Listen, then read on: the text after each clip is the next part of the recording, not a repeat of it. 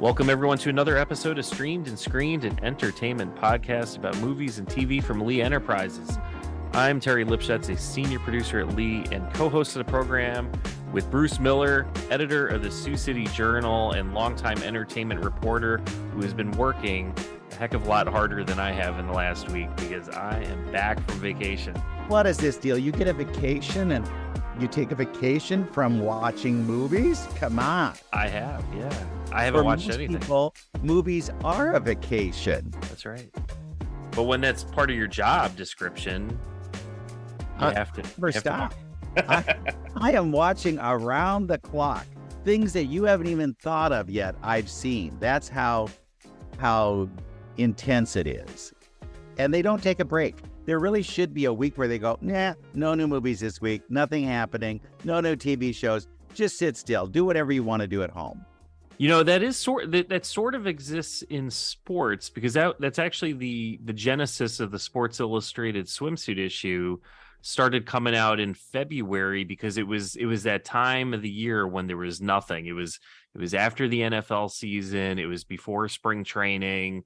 Yeah, there's hockey and basketball still going on, but it's like, you can only tell so many stories there. So we're going to do a swimsuit issue. So that's what that is. And even in sports right now, it's a little bit of a dead time because we're at the Major League Baseball All-Star break. So there's the home run derby, there's the All-Star game, but there's really not a lot of sports. But yeah, you're right. There's not a true break in the movie entertainment world. A swimsuit edition. Yeah. Right? Yes. And that would be great for us. And then we just look at the pictures and that's all we care about. But my vacation, though, I didn't get away from the movies completely because we packed up the minivan, we got the kids inside, and we headed west. And we started seeing signs for the costumes and sets for Dances with Wolves and stop in the Badlands. What's that? It's just prairie. You just right. drive through it. I've seen That's this. All it is. It's good. Yeah. Right? Wall Drug. We stopped at Wall Drug, yeah, because we stopped at the Badlands, which of course was a major plot point for the movie Nomadland. So right. You said, would you please tell Frances McDormand that I want a double egg fried on wheat toast? Right. I had a donut. That's all I had at Wall Drug. I had free water. Fabulous. I did not get any free water. No. Oh darn. I know. Did you see the jackalope? Yes, I did. Okay, and they have like a mini Mount Rushmore in the back that you can pose with, and I think you can get on. You can ride. Like I think there's a dinosaur there too, if I remember right. Yeah, at the exit. I know there was one dinosaur at the exit to get off, and yeah, it's a pretty neat little place. Well, can I give you a little spoiler alert? Okay. This is a spoiler alert. In the new movie Joyride, one of the things they talk about is going to South Dakota for a second vacation. Oh. So if there's a sequel to Joyride, they're going to South Dakota. Interesting. And we ended up also in Deadwood, which was a location or the setting rather of one of my favorite HBO series of all time, also called Deadwood. And it was fascinating to me because everything was named after, a real life person who I also recognize from the TV show. Right, exactly. We did see the saloon where he was killed. Was that number 10? Yeah, I think so. Yeah. Okay. Yeah. Did you go to Calamity Jane? Did you see anything with her? We went up to the cemetery where Jane is buried right next to Bill. So we saw that. We saw some place, I don't even know, it was like a deli or something, and it was called Mr. Woo's from that character from the show. We saw the Gem Saloon. We saw a former brothel. They're doing tours there now, but you have to be at least 16 to enter, so we couldn't take the kids in there. But they it was open from it was open from 1876 to 1980 until it was shut down by federal agents. Oh no. That's not good. Ronald Reagan probably did it, right? I know, right? Exactly. Stepped in and said, we can't have this. We can't, no. So it was a fun little trip, and we saw the sights and Mount Rushmore. And were you in that kind of entry area where we saw North by Northwest, they redid the visitor center, so it isn't exactly the same. But if you go now, if you continued west and gone to Los Angeles, the Academy Museum for the Academy Awards has the backdrop that they used in North by Northwest of Mount Rushmore. Oh. And kid you not, I took a picture in front of the thing and I posted it on social media. And friends said, when were you in South Dakota? Well, I wasn't in South Dakota. I was at the backdrop of Mount Rushmore. So now my goal is to go there this year and actually take the picture so that it's angled just as much as it is for that backdrop. And you can see it. But it is really weird because North by Northwest has been on TCM recently. And when you watch it, you go, wow, this does look like a set. It looks real set-like. But I remember many years we'd hear stories about people who were extras in North by Northwest because they did shoot a part of it there. And they talk about, oh, I remember when Cary Grant came out, and you think, boy, does that ever leave an impression? People hang on this stuff a long time. So if you ever have a movie made in your town, just know people will be talking about it 30 years from now. I do want to go back though now and watch Nomadland. It's been a couple years, and that movie, I don't know what you thought of it, but for me, that's probably one of my favorite award season kind of movies from the last decade. It was, I thought it was just horribly depressing, but in some ways just a beautifully done movie too. I never knew that there were people like that who were traveling around and just kind of living on the edge. And that I thought, could I do that? Could I be one of those nomads? And then I talked to one of the people who are featured in the movie. She said, you could do it. You could do it. It's a matter of getting rid of stuff. That's the big problem. We hold on to way too much. And if you get it down to what you absolutely positively need, you could go anywhere and do that and have that life. Now, they don't get the choice. A lot of times it's just there is no money there to own a house or to rent a place or something like that. So they live on this edge and then go where, the sun is. Because if you're in some cold place like here, it ain't easy being, nomadic in the Midwest. Right. So you just need to get rid of all the crap in your basement. And there's so much of it. I've been adding more because we're moving at the office. Like keep bringing more crap home because they don't want to throw it right away. I've got to look at it. And, oh, my God. It's the archives of the movie industry for the last 50 years. That's what it is. That's what it is. It's too much crap. And now new stuff coming. Yesterday in Los Angeles, they premiered Barbie. And Barbie sounds like it's going to be huge. And I kid you not, it's going to be huge because it's getting good reviews. It has the backing of Mattel. So, they're going to look for every dime they can find out of this. And it's going to be kind of snarky and funny. And they say that Ken, played by Ryan Gosling, steals the movie. I'm looking forward to this one. I mean, my daughters have been talking about it. And I think my wife was just going to be like, we'll leave dad at home for this one. I'll take the girls. Yeah. And I'm like, no. Oh. I want to see this one. Well, and have you seen the Oppenheimer Barbie mashups? Because they both open on the same day, and they've been doing goofy posters for the two together. It's very cute. Check out social media; you'll find the Barbie Oppenheimer duo. Oh, I have to check that one out. Now, there's another film which I am trying to get to see it, but it is not doing so hot right now at the theaters. It opened number 1. And then this past week, it got knocked down to 2 by Insidious. And it's like, is this thing even going to recoup its money? Indiana Jones and the Dial of Destiny. I think it will. No, I think it will. I don't worry about it. You haven't seen it yet. So let me tell you that it holds up. It's too long. And they do this de-aging thing with Harrison Ford, where there's a huge action sequence at the beginning that I think because they wanted to make you, maybe remind you of what Indiana Jones was like. But either it's a stuntman with his face superimposed on it and then de-aged. It looks good. I didn't feel like I was being duped or anything. It wasn't like it was the Polar Express. But it moves. It kind of borrows from the other ones. So you'll say, well, this is kind of a plot point I've seen before, but it does have a number of return visits from friends. So you'll see some of those people.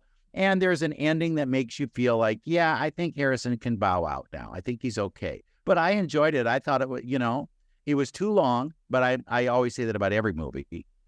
And I was fine with it. I did not feel it was this, oh God, we can't go to that. Okay. I think they always get the first big week because they don't put anything big up against it. But the second week, if you're going up against a horror film, come on.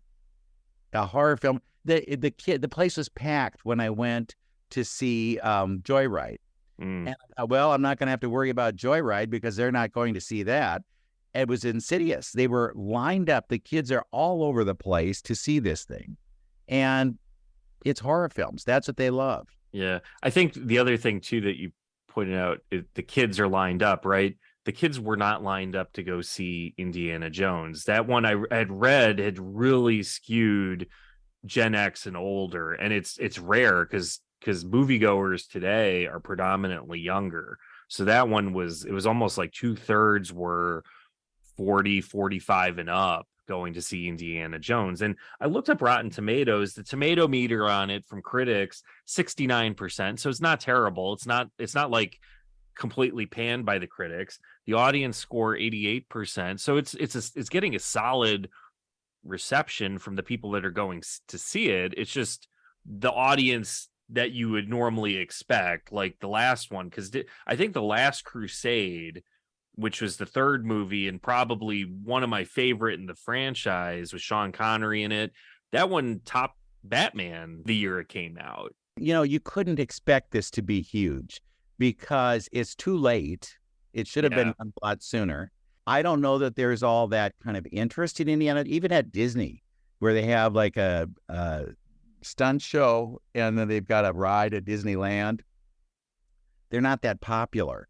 And so I don't know that, I think it's more of a button that they wanted to put a button on the end of this thing. And they could easily reboot the series if they wanted to in a different way. But they're not giving up anything that could be potential money. And so they probably spent too much on it. I would have made it 90 minutes because I think it would seem more like a serial. And I think it could have been just as good. But hey, Spielberg wasn't in on it. Lucas wasn't directing, so it is what it is. But I enjoyed it, and maybe that's probably why the Rotten Tomatoes was up a little bit. That was my vote. I probably skewed it. It's not bad. It's not one of those ones where you go, oh, will Grandma like it? We'll send Grandma to this one. It isn't one of those Clint Eastwood kind of things where you go, yeah, this is just exactly like the kind of movie somebody who goes once a year should see. It's a way for those of you who have seen Indiana Jones, liked Indiana Jones, to kind of finish it off. Okay. You can't watch Lord of the Rings without seeing the third one. We're introducing our kids to Indiana Jones right now. We got through Raiders of the Lost Ark. We got through Temple of Doom. Between the vacation and the fact that I want my kids to understand what Indiana Jones is before we take them is just kind of what's been slowing us down a little bit there too. So we're yes, they absolutely loved it.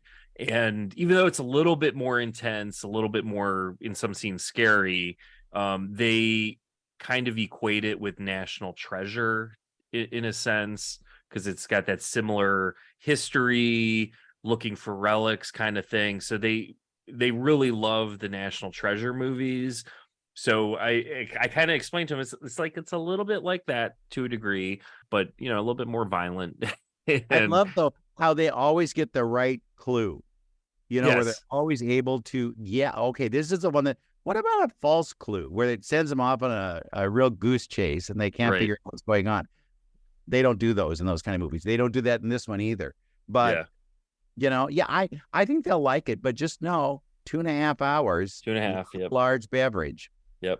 Well, we got the bucket. The bucket is ready to go. That's all you need. All we need. Big bucket of popcorn. So we're also middle of the summer. We are getting a steady stream of new TV shows popping out here and there. And there's another one, and you've got some interviews with that. So can you talk a little bit about what's coming up? Sure. Well, may I just give you one little quick one to watch on Netflix? Sure. I think this will fit in your wheelhouse since you've been away from these things. It's a documentary on Wham. And it is really fascinating because you tend to cut Andrew Ridgeley short, and you don't think that he did that much, and you realize that it never could have happened without him. It's a remarkable, quick documentary that you don't see them now. You don't see them. You just hear them talking over footage from that time and what was going on and the things that they were worried about and how they, one of my favorite things was they had this last Christmas that they were going to have 4 number 1 hits in 1 year. And they were all excited that they were going to have the number 1 Christmas song that year. And then there was the like USA for Africa British version that was a Christmas song, and George sang on it. But they didn't get the number 1 hit, and they realized that was not necessary. We didn't need that. What the big thing was is that we were giving money to a cause that helped. But it's fascinating and how they all evolved from this, because it was like they were 19 and 20 years old and they were thrust in the middle of all of it. But it's Wham. It's on Netflix. That's one you want to see. Is it just a single movie or a multi-episode? It's just one. It's a documentary. I think it's not even 2 hours. I think it's 90.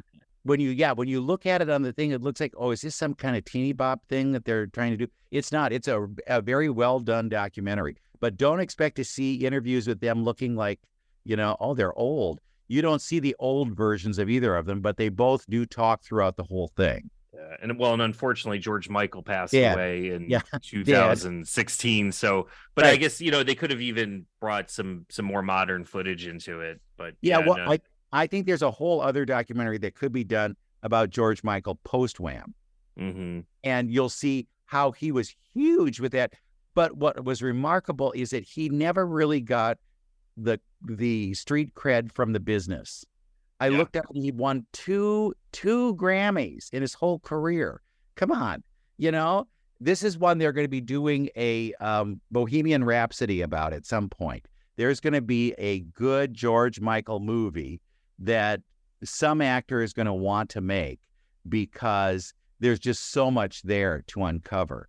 But that's one that you should put on your list. And also starting this week is the 5th season of What We Do in the Shadows about the vampires from your homeland. My homeland of Staten Island, New York. Yeah, not Transylvania. No, but yes. And you've never watched this? I haven't. No. Some of those FX shows, I'll catch like half of them, and then the other half just kind of completely elude me. Like I'm into shows like Dave, because that's an FX show, right? And there's a few others that pop out there, like Fargo. I think that was an FX show, right? When that one's been on TV. Did you watch Dave this year? Yes. All right, did you see the Brad Pitt episode? Yes. That was some of the funniest TV ever. They're talking Brad Pitt for best performer for that role, and I thought he was great. Oh my goodness, yeah, that was. It was just a bat. Crazy episode with the stalker, and what was his name? He's like, no, call. You can actually call me, and I can't remember what it was. That's my real name, and then I had to Google. Is that really his name? And it isn't. No. Did you watch the Bear? I have not quite started the Bear yet. That is like waiting for me now that I'm back from vacation to start diving into it. Okay, well, when you get to the Jamie Lee Curtis episode, you will see the winner of next year's Emmy for Best Guest Performance. Jamie Lee Curtis has never been better. She plays the mother, and she is unbelievable in that. Okay. And it's I think it's episode 6, but you want to see that. All right, now back to my What We Do in the Shadows, because you must see this. If you haven't gotten involved, it's odd that something like Dave and something like The Bear can be considered comedies. Right. When this is out and out comedy. This is just unreal. Well, it's about these vampires living in Staten Island, and they have a familiar, Guillermo, who helps one of them, and then really in exchange wants to become a vampire. And they kind of, dangle the carrot before him. And like, yeah, we'll get to that. Well, this season, he doesn't want to wait anymore. He doesn't want to have to hold on to, whatever. So he becomes a little more independent, and that forces them to be a little more independent too. They go to the mall for the first time, which is interesting. Last year, Colin Robinson, who was the energy vampire, and you have these at work, I'm sure. Right. Who suck all the energy out of you. And then, they stand around your desk and you say, oh, please go away. Please, please, please do not stand here. Don't ask me anything. Well, last year, he had died the year before. And then last year came back as a baby, Colin Robinson, then adolescent Colin Robinson, then teenage Colin Robinson. Well, now he's back to being himself. And he's kind of a surly energy vampire at this point. And he works at a restaurant. And if you've ever had a surly waiter, this is Colin Robinson. You'll enjoy that. So he's back. But then the other ones, Nadja last year had a restaurant of her own where people like Sofia Coppola trafficked there, and everything, it all kind of went to hell. And so she's trying to pick up the pieces after the restaurant or the nightclub has closed. And Nandor, who is the boss of Guillermo, had trouble with love last year and is kind of searching this year, looking for where he might fit in. What will be his place? What will he be able to do? And the guide, played by Kirsten Schaal, is in this as a regular this year, and she becomes friendly with odd, different people. So there's a very big mix of characters, and you'll get a chance to kind of see them in different settings. There is no one plot line that kind of carries through. You just, every time, just go and you're going to enjoy. Politics becomes part of it. So if you know anything about politics in Staten Island, it might be worth your while to watch that part of it. But I had a chance to talk to 5 of the actors. Whoa. Yeah. And you'll hear a little bit about what they have to say about this season and what prompted some things. I had quite long-standing questions that I wanted to know the answers to. Nadja, or Natasia, who plays Nadja, has this little doll that's kind of a doppelganger for her. And the doll is a ghost. This is so complicated. You must watch this from the beginning. But the ghost kind of comes through that doll. And I asked her about playing with the doll. And I asked Harvey about the changes that he has as Guillermo, and then the energy vampire and what that really means to everybody. So there's a lot there to unpack. Hopefully we'll be able to, and hopefully you'll be able to tell who's talking at what time. Okay, so let's set this up. So I know with the interviews, you had one set of interviews with 3 of them, and then so who do we want to go to first? We'll start with Kirsten Schaal and Harvey Guillén, who are Guillermo and the guide. And they talk about really the trick to being successful in a series like this, and also what secret they've learned about being character actors.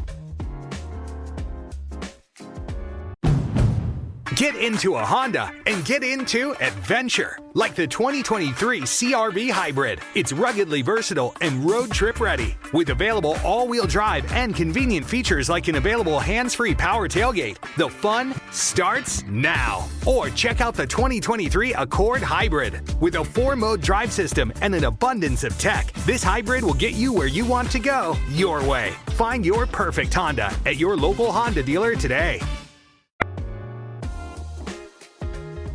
You have such a life where you're able to pop in and do whatever you want. And it's like, right, Harvey? Isn't that the way she is? I was ecstatic when we were lucky enough to get Kristen. Like, I've said this before, but I'm such a fan, and I fanboyed over her and I met her at a party first beforehand and was already like in awe, and then found out at the party that she's friends with Jermaine and stuff, and they had worked together obviously before, and we got lucky enough that we were able to have her come play with us. And then to have her come back again and to be recurring on the show and be such an addition. We're just lucky enough to have her, and I'm still a fanboy. What? I'm sorry, Harvey. What is your Venmo handle? That is how it is done. It is done. So please, is it fun to be with them? Because they are. I have never seen a show that seems like it's this exciting. It is the most exciting thing in the world. I mean, every episode is having some spectacle, something that's never been done before, something that you'll come to work and you know you're going to be doing something you've never done before and you'll never do again. And it's so crazy. You're going to be acting with creatures. You're going to be flying. You're going to be saying irreverent things, and you're going to be doing it with some of the best people in comedy. It's one of my most favorite jobs that I've ever had, and I'm really proud of the show too. Like sometimes I'm proud of all my shows, but I get a little shy around some of them. But this one, because it's such a beast of hilarity, every time someone says they love the show, I go crazy too. But does the guide have a name? Well, so the guide had a name, but she forgot it. So we can call her. And what's the deal with familiars? Why doesn't everybody have a familiar? I think a lot of people do have familiars. I think that, we look at the workforce, and a lot of people are familiars in a way. They are longing to be promoted. They are overlooked. They are underpaid, underappreciated, and kind of slave to labor to get that big promotion, to break that, door open. And sometimes it doesn't come. Sometimes you build a life around a career that you think will be a big payoff at the end, and it doesn't work that way. So I think Guillermo represents a lot of us in that way, where we see ourselves in Guillermo because, we've all been there. We've all been in love with someone maybe from afar that we can't express, haven't been real with or honest with our feelings about something, or our sexuality, our overlooked for something at work. Hate our boss, or upset at our coworkers, or hate having roommates. Like, it's very relatable just because it's all human storylines with Guillermo. You covered all of us in him, right? He is like, this is it. But, the strange thing is this was a real big break for you, right? How has your life changed after this? Because this is unbelievable. I remember when we first met you, and it was like you couldn't believe that you were getting the job. And now you're on everything. I still can't believe I'm getting the chance. It's been an amazing, launch pad, I guess you could say, with the show. And I didn't really think about the longevity of the show when I first started. I didn't even know we would go past the pilot, because I really loved the show so much. And to go past the pilot into season 1 and then season 2, and find out last season that we got picked up, or season 3 that we got picked up for seasons. Or 2 seasons, 5 and 6. Which is incredible, and just such a gift, especially in this day and age. I feel like that's incredible, and it's basically the show that I get recognition for other projects and have voiceover or live action or theatrical, whatever it is. It's like, I'm such a fan, and we would love for you to play this role. And lucky enough that I've been playing different things in Guillermo, which is really nice, because it'd be easy to just kind of get stuck on one thing. But I'm very fortunate and very grateful to this show, and love doing it. What was success what you thought it would be? I mean, what is success? I feel like in my head, I always wanted to act and make a living off of it. And I think as long as you're happy doing it, even if it's to a room of 99-seater or to millions of people and through a movie screen or a television screen, then you're giving it your best. I always pride myself in doing the work that I would do regardless of the budget or the popularity of the project. As long as I can walk away from the project saying I gave that my best, and I can say that I did my best. That's all I can do. Yeah. Well, Harvey, I think you've always been ready to be a star. This is my mom, Gypsy Kristen Rosalie. This is going to cost you so much money. You don't know, right? Yeah, my Venmo is going to go through the roof now. It's a fortune. But Kirsten, you are always busy. You are always working. And I don't know what I can say is the reason other than you're really good at it. But is there something, is there a secret to this that, everybody wants to work with you? What is that? She's amazing. Everybody wants to work with her because it's an easier thing to do when you walk with someone who's talented like Kirsten at 5 a.m. after working 12 hours or 14, 15-hour days on set. And you never want to bump into someone in the hallway that you want to be like, gosh. And every time you bump into Kirsten, her energy is so positive that you can go another 12 hours if you need to, because that's the kind of energy and talent you want to be surrounded with. So it's easy for me anyways. I took over. There's lots of payouts. Okay, lots of payouts. But what is it? Is it because you bring a different sensibility to these roles, or what is it? Well, I always, one of the things that is really exciting is, like my friend Jermaine wrote a part for me to be on his show, and remembered me from way back when, and I find that when I get invited to play on different shows, it's usually to play roles that are going to be different and a little bit weird. I like to think that I am really brave when I act, and that I'll just do whatever people say. Maybe that's also dumb. A little bit of both. Yeah, I'm not. I can't tell. I couldn't tell you what it is without saying that I'm the best actress in the world. No, I don't know. Can I tell you what I think the key is for both of you is that you really love character parts. And too often, I think people get into the business where they think I need to be the leading man, I need to be the debutante, whatever it might be. And you guys just find these characters that are so good that you can sink your teeth in, pardon the pun, and really enjoy. And I think that's the trick, is that when these kids come out of these acting schools, they don't realize that the best parts are not the leading man or the leading woman. Bruce, don't print that. Thank you.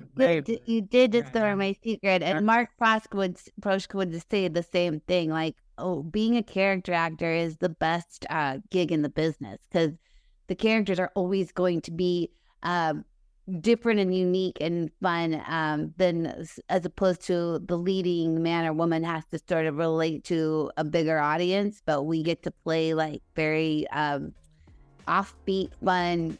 We get to do the weirdest things, and we also don't have to see our faces on screen the whole time, and that feels good too. Diamond for diamond, no one compares with Mervis. At Mervis Diamond Importers, our natural diamonds come straight from the mines in Africa, and our mermaid lab-grown diamonds beat all others for quality and value. Come view our brilliant diamonds, both natural and lab-grown. Mervis diamonds are so bright and full of fire they will blow you away. So will the affordable prices. Our diamonds may steal your heart, but not your wallet. See our mermaid lab-grown diamonds and learn how to get a larger diamond for less. You can get a bigger mermaid lab-grown diamonds than you ever thought possible. And with Mervis financing, you can enjoy up to 5 years to pay with 0 interest. A generous full-value trader policy and our lifetime warranty program easily make Mervis your first choice. When you mount a world-class Mervis diamond into a designer ring from our huge collection, there is no equal. Mervis Diamond Importers. For an appointment, call 800-HER-LOVE or go to mervisdiamond.com. Again, that's 800-HER-LOVE or go to mervisdiamond.com. All right, Bruce, thanks for that interview. Now, you also have an interview with 3 more actors. Can you set that up for us? Vampires. Come on. You don't do vampires all the time. So a 3 vampire kind of thing is I think, a trifecta. You get that right there. So this time you're going to hear Mark Proksch, who plays Colin Robinson, and then you'll hear Kayvan Novak, who plays Nandor, and then Natasia Demetriou, who plays Nadja. And they interplay a lot on the show, so you'll see them interacting a lot on the series this season. But here they are together, so good luck for me, right? Trying to sort all this out. But it's what we do in the shadows, and this is another set of vampires.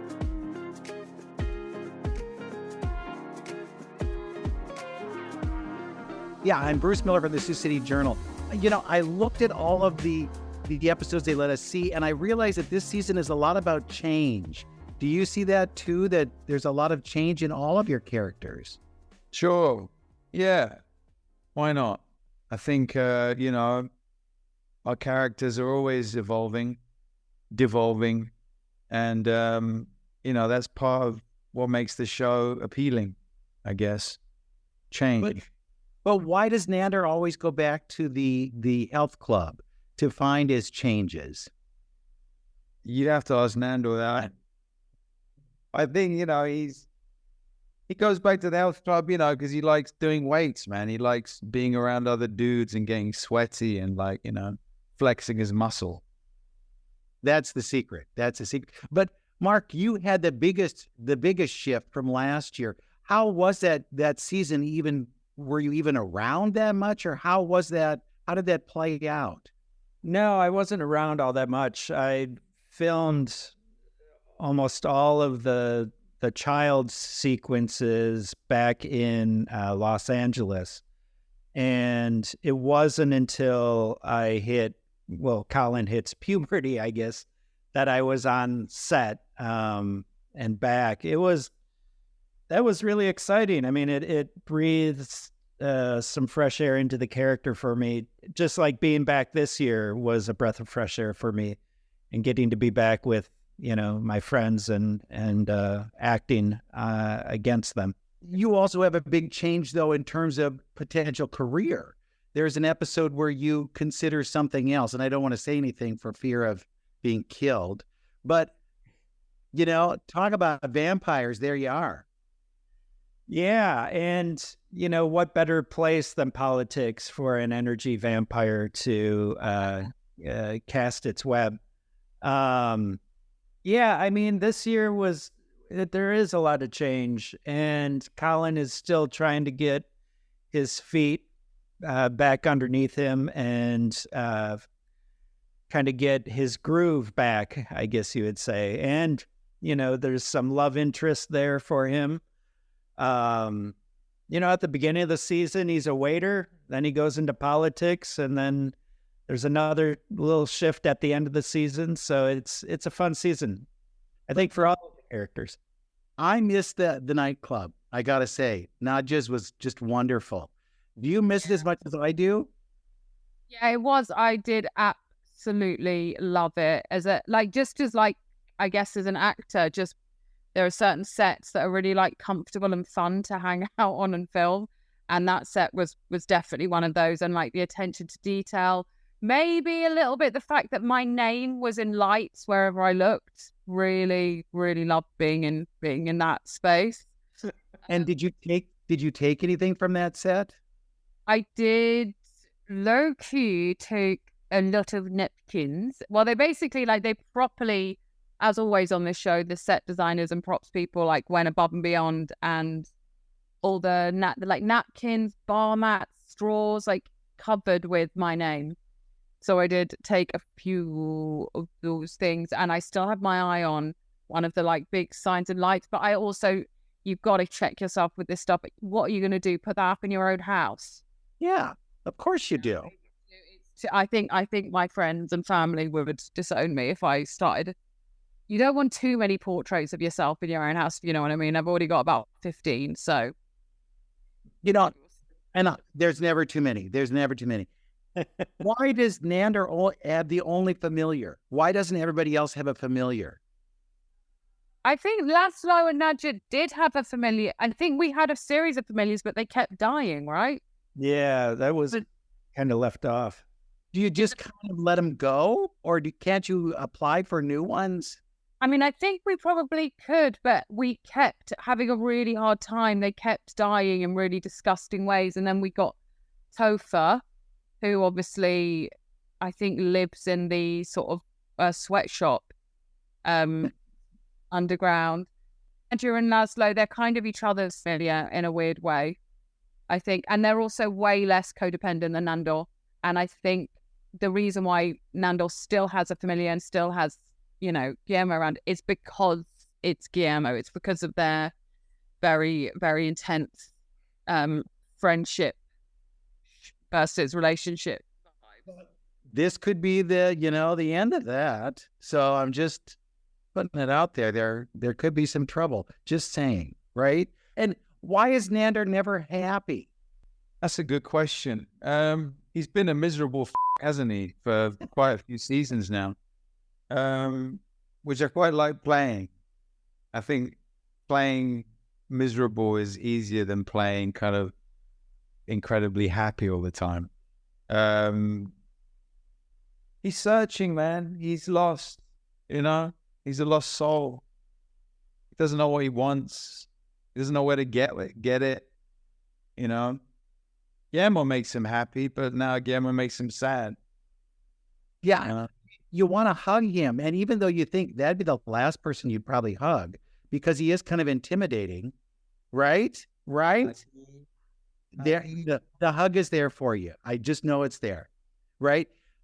After this many years, though, do you guys say, how long can we do this show? Not really. I mean, I think it's, it's still super funny. I think this last season that's about to drop is one of our funniest seasons. And I think there's some examples of shows that keep going and keep being hilarious. Like Always Sunny in Philadelphia has been on for 300 seasons, and it's still funny and inventive and as brilliant as it was day one, if not better. But when you started this, did you think it was going to be this long? No. No. This day and age. No, because all experience I'd had up until this was like, you do a pilot, does it even make it to television? Probably not. And then you're like at the end of season 1, I was genuinely like, my cards were so sincere, and like it's been, because I was like, I'm never going to see these people again. This is it. It's so generous with my wow. And then it was like, oh, we're coming back. And I honestly, I just didn't have a point of reference to say, yeah, there'll be a season 2 and 3, So yeah, it's really like, sometimes I can't believe it when I think about it. Yeah. Well, I think it could keep on going forever because vampires last. Come on, a show about vampires could last too.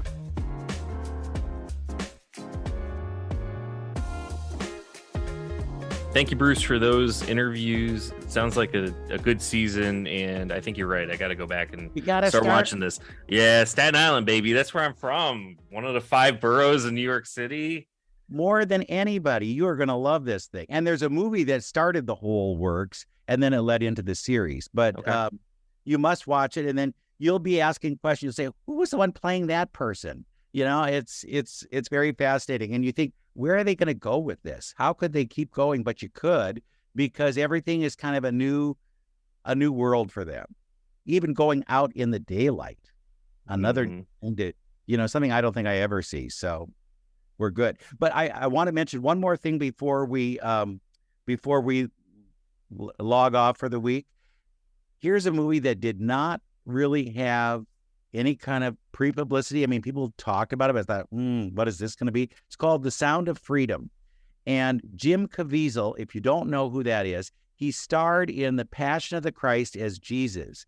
And like his good friend Mel Gibson, he likes doing issue films. And this is about child sex trafficking.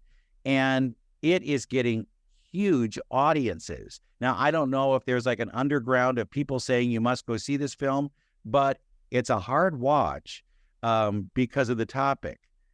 And yet it does get you talking about the subject. So if you're looking for something and you haven't figured out, what should I go see? I don't want to see Indiana Jones. It might be something that you're interested in. I went to Joyride and I was shocked at how funny it was. Joyride was incredibly funny, but so dirty. This is the hard R show that I thought Hard Feelings was going to be. There are things in that movie that my mouth is still dropped open. But fascinating, and it could be another one of those ones that cracks the door for Asian actors, because it's largely an all-Asian cast. And they tell stories that are, interesting. I've not heard it before, and fun. And it's like watching The Hangover, but it's an Asian female hangover. Stephanie Shu is in it. Yep. Ashley Park is in it. So, they're starting to get big names. I thought, oh God, they're going to have Michelle Yeoh will be in here somewhere, right? But she wasn't. So they're branching out, and I think we're doing a better job of that. But it's fun. It's fun, but it is a hard R. And you can tell it's a hard R because the previews are all hard R previews. And you go, they can't do that in a preview, can they? And they do. Is that the one where they give you that instead of the green red band? It's the red one. Band trailer. That's right. Right. All right, Bruce. Thanks again. Another great episode in the books, and we will be back again next week with another episode of Streamed and Screened. Not suitable for all audiences.